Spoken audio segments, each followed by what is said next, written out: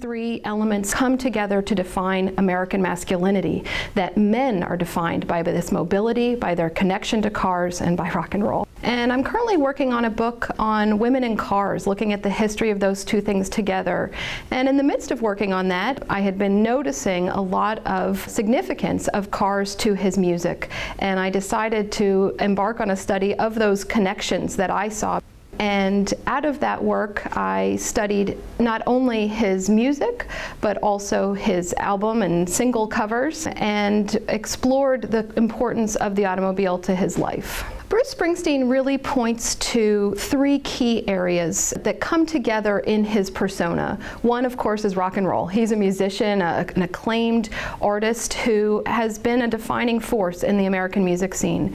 He also has tied together the importance of the automobile to American culture. Cars have been a defining American characteristic. If you look at the Beatles, they have hardly any references to cars, but the Beach Boys and Bruce Springsteen, cars are really central to American identity, and they are reflecting and shaping that for us.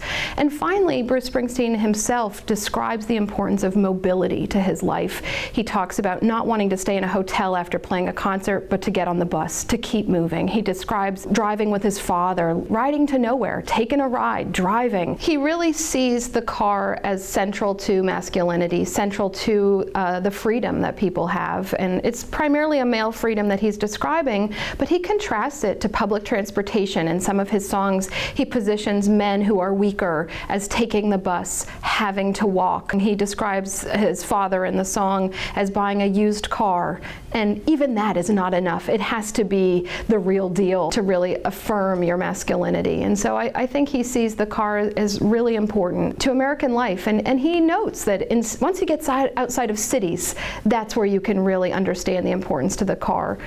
Women are absolutely a part of Springsteen's music. And when he starts his musical career in 1970, only 50% of American women had driver's licenses. This is a real element in gender relations as they existed. So I'm not critiquing it as in a vacuum. It's part of American culture, and he's helping to shape that. Another really important part of his identity has been as a working class voice, and speaking to social reform. I mean, he has been, this is not new, his music has long spoken to the experiences of Vietnam vets or people with AIDS. He's a real social justice believer, I think, at the core of his music. And so as he continues to grow and evolve as a musician, and as Americans continue to embrace him, I think we see a love of mobility and a love of justice, and those two things are really emblematic in his music.